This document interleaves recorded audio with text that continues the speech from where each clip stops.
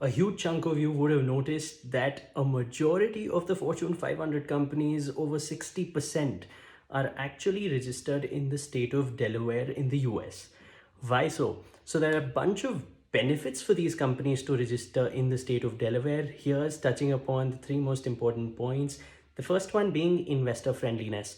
So, LLCs and C Corps incorporated in the state of Delaware do not require to mention the list of shareholders or the major investors in their annual compliance filing, which gives these investors a bit of secrecy around who's putting in that money and is to the benefit of a lot of these investors. More importantly, a lot of VC firms and angel investors prefer to put in money in entities incorporated in Delaware because you would have also noticed a majority of the IPOs of American companies coming in the US in the past few years are all from Delaware entities. So if you have a business which have high ambitions of raising VC funds, angel funds, scaling up to an exit of an IPO, Delaware as a state in the US would make sense for you to register your business.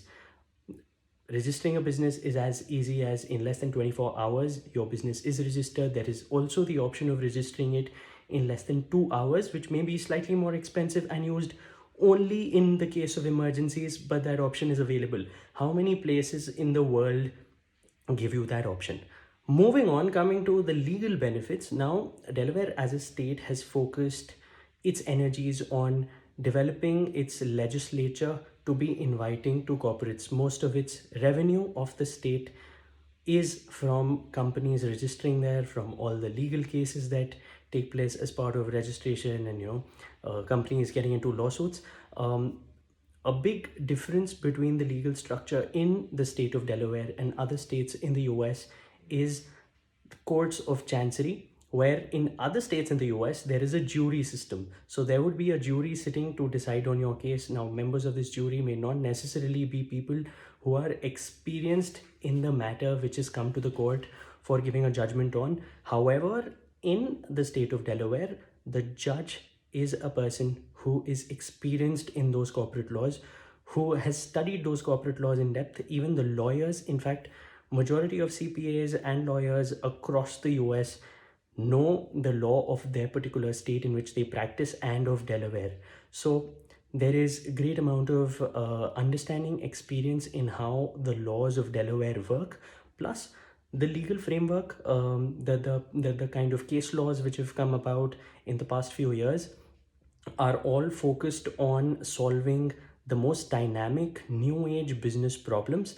Therefore, conflict resolution is much swifter. One, your case is not being decided on by a jury, it's being decided on by a judge who has experience in it.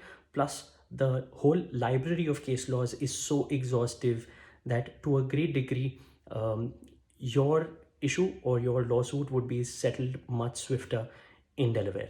Now, coming to how it is considered to be a tax haven, the most interesting part of this exercise and this understanding of Delaware is that US has two tax systems. The federal tax rate is roughly about 21% and the state tax rate is about 9%. So every company is supposed to give the federal tax and the state tax which applies to them in that particular state. What happens to companies registered in Delaware? Now, if they're carrying out business in a state other than Delaware, they're not really required to pay the C Corps and the LLCs. They're not really required to pay the state tax in Delaware if their actual business operations are in other states.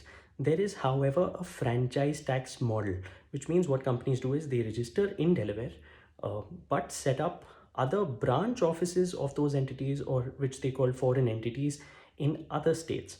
Now, when they're carrying out operations in, say, other states in the US, whatever business happens, they need to pay a franchisee fee to the Delaware entity for allowing it to use its name, its whole business idea.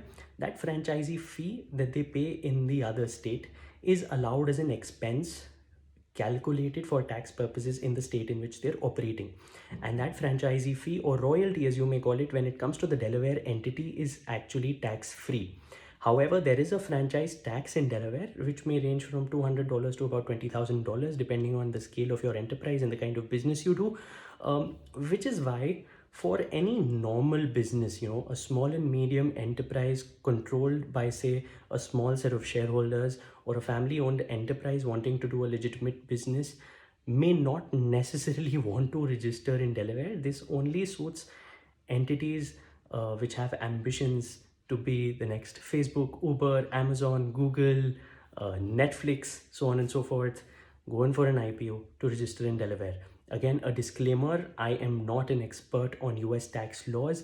My research on this subject is only out of my own interest. So if you're interested in registering a US entity or evaluating whether you should register in Delaware, please get in touch with a US CPA or US lawyer and get your information on this.